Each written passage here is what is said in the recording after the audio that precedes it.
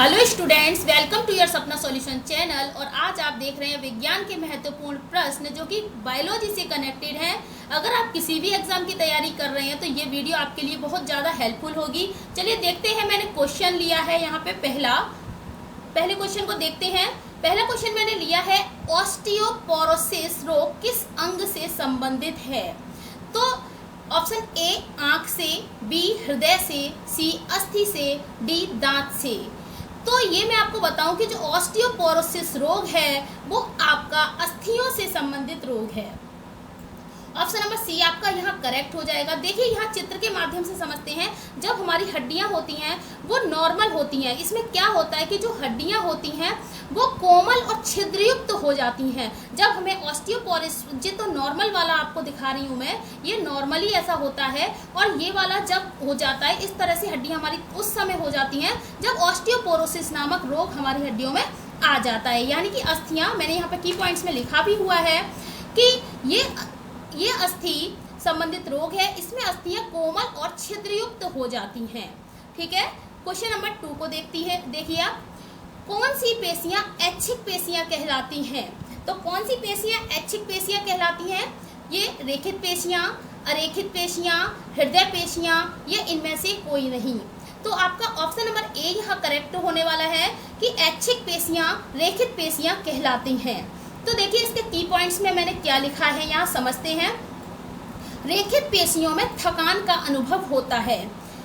हाथ, पैर व पीठ की पेशियां रेखित पेशियां कहलाती हैं, क्योंकि जब हम हाथों को, पैरों को, जो भी हम काम करवाते हैं अपने हाथ पैरों से, तो वो हमारी इच्छा के अनुसार कार्य होता है। अब देखते हैं नीचे, आहार नाल, मूत्राशय, पित्ताशय, गर्भाशय अरेखित पेशियों के उदाहरण हैं जिनमें कि थकान का अनुभव नहीं होता है। ठीक है, क्वेश्चन नंबर 3 पर चलिए। मनुष्य के शरीर रुधिर में प्लाज्मा कितना प्रतिशत होता है? तो जो प्लाज्मा है वो हमारे शरीर में, ऑप्शन नंबर ए 40 से 45% होता है, 30 से 35%, 55 से 60% या 22 से 42%। तो आपका ऑप्शन नंबर सी यहाँ करेक्ट हो जाएगा। हमारे रुधिर में प्लाज्मा 55 से 60% होता है। देखिए की पॉइंट्स में मैंने यहाँ लिखा है कि प्लाज्मा में 90% तो जल होता है, 10% प्रोटीन, लवण और ग्लूकोज पाए जाते हैं। इन सब चीज़ों से मिलकर, यानी कि जल, प्रोटीन, लवण और ग्लूकोज को मिलाकर ही प्लाज्मा बनता है। और प्लाज्मा की ज़रूरत बहुत ज़्यादा होती है क्योंकि 55 से 60% तो हमारे सब ब्लड में प्लाज्मा ही होता है। चलिए नेक्स्ट क्वेश्चन को देखते हैं। इनमें से कौन सा प्रोटीन प्लाज्मा में नहीं पाया जाता? तो देखिए यहाँ पे ऑप्शन है ग्लाइकोप्रोटीन, एल्ब्यूमिन, ग्लोब्यूमिन, फाइब्रोनोजिन, जिसको कि प्रोथ्रोम्बिन भी कहते हैं। जो ऑप्शन नंबर डी मैंने लिखा है फाइब्रोनोजिन, इसका दूसरा नाम प्रोथ्रोम्बिन भी है। तो इसमें देखते हैं प्लाज्मा नहीं पाया जाता कौन से प्रोटीन में, ये सभी प्रोटीन है। तो इसमें देखिए ग्लाइकोप्रोटीन जो है उसमें प्लाज्मा नहीं पाया जाता। ठीक है, क्वेश्चन काफ़ी इंपॉर्टेंट है, सेलेक्टेड है। और आप मुझे बताइए कि जो मैंने यहाँ क्वेश्चंस करा रही हूँ मैं, वो क्वेश्चन आपको अच्छे लग रहे हैं? और इस तरह के क्वेश्चन मुझे आगे और लाने चाहिए, जल्दी वीडियो बनानी चाहिए। तो मुझे कमेंट बॉक्स में ज़रूर आंसर बताइए इस चीज़ का। चलिए क्वेश्चन नंबर 5 को देखते हैं। एनीमिया रोग किस विटामिन की कमी से होता है? देखिए एक एनीमिया रोग होता है, जो क्या होता है कि जब ब्लड शरीर में आरबीसी की मात्रा कम हो जाती है तो ये रोग हो जाता है। तो अब देखते हैं विटामिन। तो vitamin B1, vitamin B2, vitamin B7, vitamin B9। तो देखिए जो एनीमिया रोग है वो विटामिन 9 की कमी से होता है। अगर आपको ऑप्शन में विटामिन 6 मिले तो आप पहले उसे क्लिक करेंगे। वैसे विटामिन 9 है। विटामिन 9 का दूसरा नाम फॉलिक एसिड भी होता है, मैंने यहाँ की पॉइंट्स में लिखा है। देखिए विटामिन 9 को फॉलिक एसिड भी कहा जाता है। एनीमिया रोग में आरबीसी की मात्रा कम हो जाती है और इसका सबसे अच्छा स्रोत है अंडा। अगर हम अंडा खाते हैं तो विटामिन 9 की कमी दूर हो जाती है। चलिए देखते हैं अगला क्वेश्चन।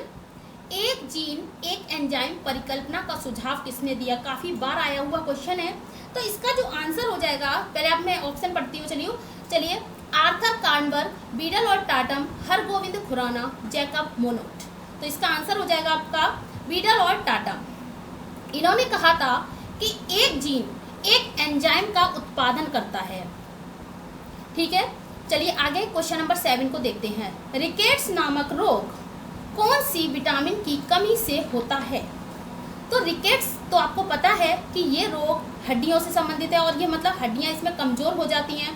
तो ऑप्शन देखिए, विटामिन ए की कमी से, सी की कमी से, D2 की कमी से, विटामिन D3 की कमी से। अब हमें ये तो पता है कि विटामिन डी होता है, लेकिन अब कंफ्यूज हो गए कि विटामिन D2 लगाएं या D3 लगाएं हम ऑप्शन में। देखिए ध्यान से सुनिए, इसका आंसर हो जाएगा आपका डी ऑप्शन, विटामिन D3। जो विटामिन D2 है उसकी कमी से टिटेनी रोग होता है। ठीक है, यहाँ मैंने चित्र आपको लगाए हुए हैं जिससे कि आपको बहुत अच्छे से ये सारे क्वेश्चन क्लियर हो जाएं। चलिए इसके की पॉइंट्स को पढ़ते हैं। विटामिन D2 की कमी से टिटेनी रोग हो जाता है और इसके रासायनिक नाम पढ़ेंगे हम सारी विटामिन के। तो विटामिन ए को रेटिनॉल नाम है इसका रासायनिक नाम विटामिन ए का। विटामिन बी का थायमीन रासायनिक नाम है। विटामिन सी को एस्कॉर्बिक एसिड कहते हैं। विटामिन डी को कैल्सीफेरॉल कहते हैं। विटामिन ई टोकोफेरॉल और विटामिन के जो है फाइलोक्विनोन। जो विटामिन ई है वो जननांग संबंधी रोगों से संबंधित है। जो भी हमारे जननांग संबंधी रोग हो जाते हैं वो विटामिन ई की कमी से हो जाते हैं। इस तरह से विटामिन डी की कमी से कैल्सीफेरॉल यानी कि विटामिन डी का रासायनिक नाम जो कैल्सीफेरॉल है, कैल्सीफेरॉल नामक रोग हड्डियों से संबंधित है। सूर्य की रोशनी और इस तरह से दूध वगैरह से ये दूर की जा सकती है। विटामिन सी आंवला में सबसे ज़्यादा होता है। चलिए नेक्स्ट क्वेश्चन पर चलते हैं, इसको समझ लिया आपने। क्वेश्चन नंबर 8 को देखिए। निम्नलिखित पोषक पदार्थों में से कौन सा पदार्थ अकार्बनिक पदार्थ नहीं है? मैं आपको बताऊं कि दो तरीके के पदार्थ होते हैं, एक कार्बनिक पदार्थ होता है और एक अकार्बनिक पदार्थ होता है। तो जो कार्बनिक पदार्थ होते हैं वो प्रोटीन वगैरह होते हैं, जैसे कि जल, खनिज लवण और विटामिन जो है वो हमारे कौन से हैं? वो हमारे कार्बनिक पदार्थ हैं।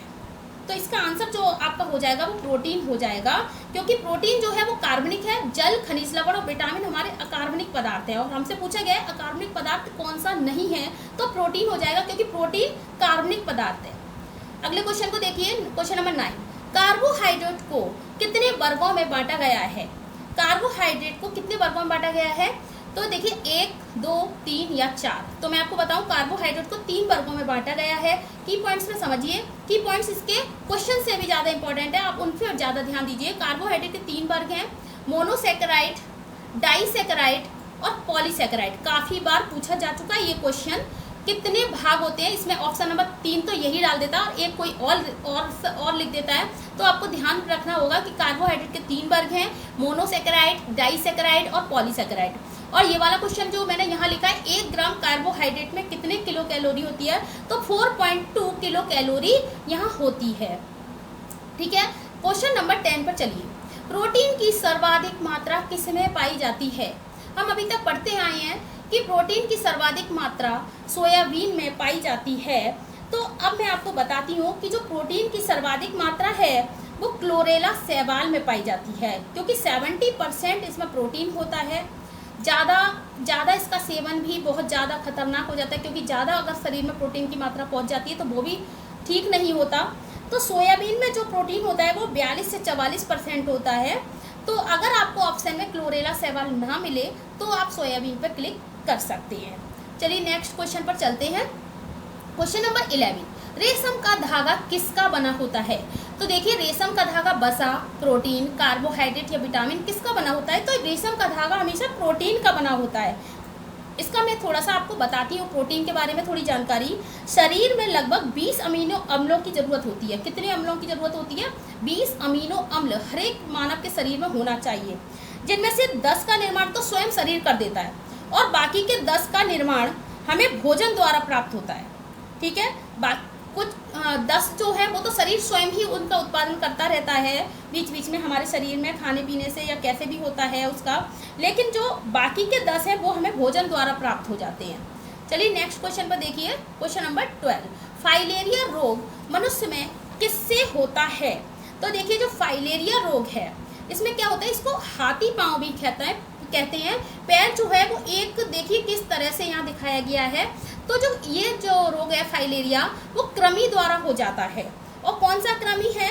बाउचेरिया ब्रैकोफिटाई, मैंने लिखा भी है यहाँ, बाउचेरिया ब्रैकेफिटाई कृमि द्वारा ये हो जाता है। और फाइलेरिया रोग को हाथी पांव भी कहते हैं। और ये कौन से मच्छर से फैलता है, ये आपको मादा क्यूलेक्स मच्छर। कौन से मच्छर से ये फैलता है, मादा क्यूलेक्स मच्छर। जो कृमि का नाम है वो मादा क्यूलेक्स मच्छर है, वो कृमि है एक, वो इस तरह से। चलिए नेक्स्ट क्वेश्चन पर देखिए आप। इसमें इनमें से कौन सा हार्मोन वृद्धि सहायक हार्मोन नहीं है। कौन सा ऐसा हार्मोन है जो वृद्धि सहायक हार्मोन नहीं है, मतलब वृद्धि रोधक है वो। देखिए ऑक्सिन, जिब्रेलिन और साइकोनिन, ये सभी क्या हैं, ये वृद्धि सहायक हार्मोन है। इसमें पूछा है वृद्धि सहायक हार्मोन नहीं है, तो वो हो जाएगा एथिलीन, जो कि गैसीय अवस्था में पाया जाता है। एथिलीन एक हार्मोन की तरह भी होता है, एक तो गैस होती है, ऊपर से ये एक हार्मोन के रूप में, मतलब गैसीय अवस्था में एक हार्मोन है ये। क्वेश्चन नंबर 14 देखिए, वनस्पति विज्ञान के जनक कौन है। तो ये मैं आपको बताती हूँ, अरस्तु, थियोफ्रेस्टस, विट्टिकर और ल्यूवेनहॉक। तो जो वनस्पति विज्ञान के जनक हैं वो हमारे ऑप्शन नंबर बी करेक्ट हो जाएगा, थियोफ्रेस्टस। तो जो अरस्तु हैं वो कौन है, वो जीव विज्ञान के जनक कहलाते हैं। ल्यूवेनहॉक ने जीवाणु की खोज की थी। और विट्टिकर जो आपको पढ़ने यहाँ पे सी ऑप्शन आप देख रहे हैं, इन्होंने पंच जगत का वर्गीकरण दिया है, बहुत ही ज़्यादा इंपॉर्टेंट है, काफ़ी पूछा जाता है। चलिए नेक्स्ट क्वेश्चन को देखिए आप। कीटों का अध्ययन क्या कहलाता है, ए एंटोमोलॉजी, बी ऑस्टियोलॉजी, सी पक्षी विज्ञान या ऑर्निथोलॉजी या हाइड्रोलॉजी या जल विज्ञान। तो इसका आंसर आपका हो जाएगा कीटों का अध्ययन एंटोमोलॉजी कहलाता है। ठीक है, जो आपका ऑस्टियोलॉजी है वो हड्डियों का अध्ययन कहलाता है। ऑर्निथोलॉजी जो पक्षी विज्ञान है यानी कि पक्षियों का अध्ययन कहलाता है। और हाइड्रोलॉजी जल का अध्ययन कहलाता है। इसमें मैंने और भी कुछ लिखे हैं यहाँ, देखिए। पेट्रोलॉजी चट्टानों का अध्ययन इंपॉर्टेंट है। न्यूरो एनाटॉमी मानव मस्तिष्क की संरचना का अध्ययन करता है। एथोलॉजी फूलों का अध्ययन। डर्मेटोलॉजी त्वचा का अध्ययन। और हेप्टोलॉजी यहाँ आप देख रहे हैं यकृत का अध्ययन। ऑन्कोलॉजी जो है वो कैंसर का अध्ययन कहलाता है। ऑर्निथोलॉजी पक्षियों का अध्ययन, जो कि मैं भी बता चुकी हूँ। और पोमोलॉजी हमारा फलों का अध्ययन कहलाता है। समझ में आ गई। ये टेबल आप बहुत इंपॉर्टेंट है, इसको जरूर से नोट डाउन कर लीजिए और इसको बार बार रिवाइज कीजिए।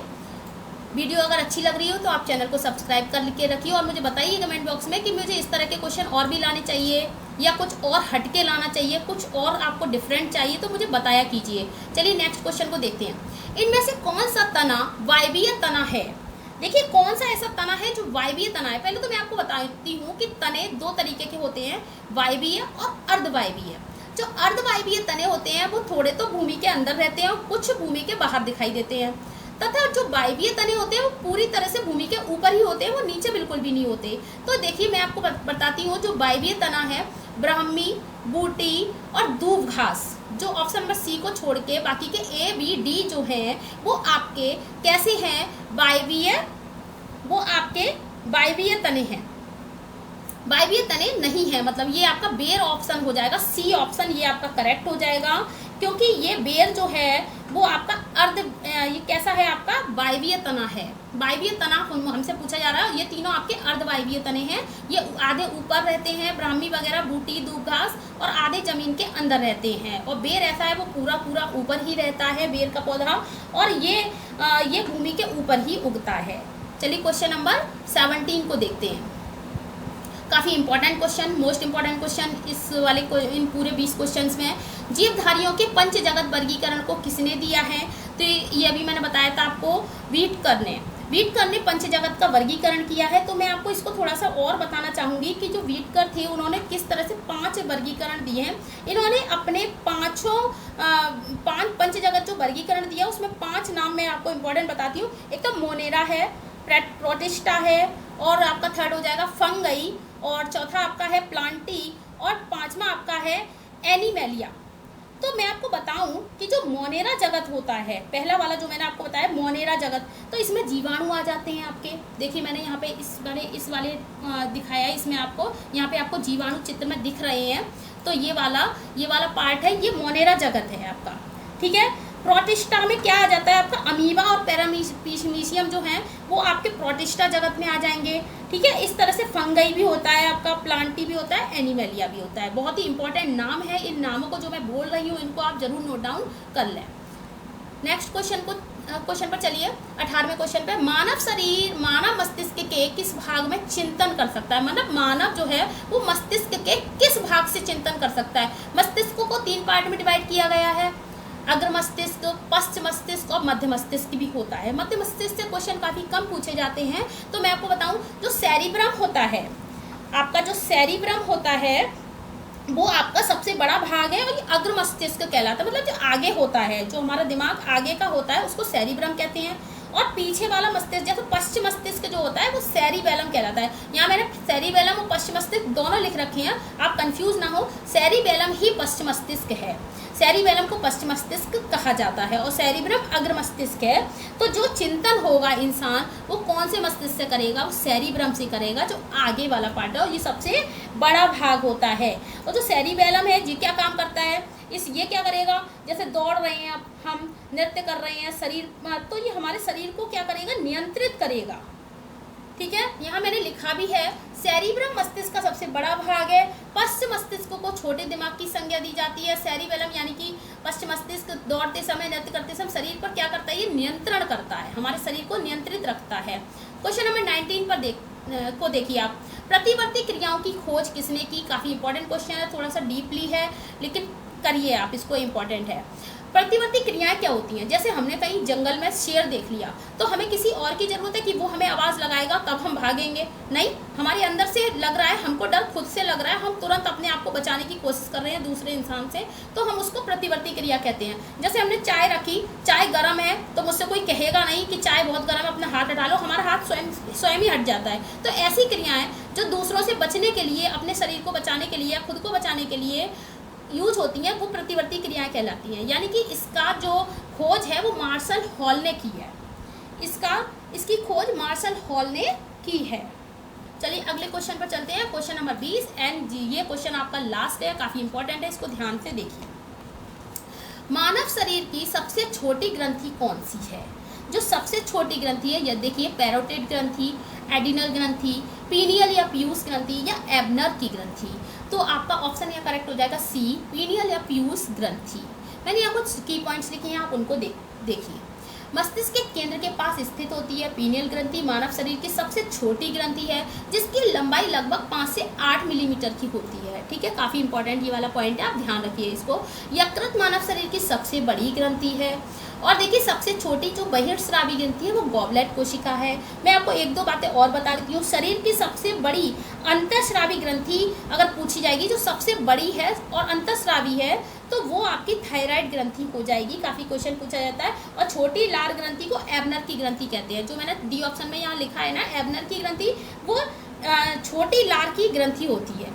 ठीक है, अगर आपको वीडियो अच्छी लगी हो तो चैनल तो सब्सक्राइब करिए, आगे बढ़ाइए, इसको थोड़ा सा सपोर्ट कीजिए। Thank you.